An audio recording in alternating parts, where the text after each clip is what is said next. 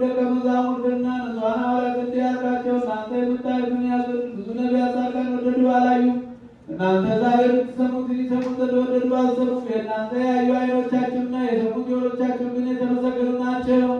እኛንም እንደነሱ የበቃን አድርገን በቅዱሳን ጸሎት የከበረ ወንጌልን ቃል ሰምተን እንሰራ ዘንድ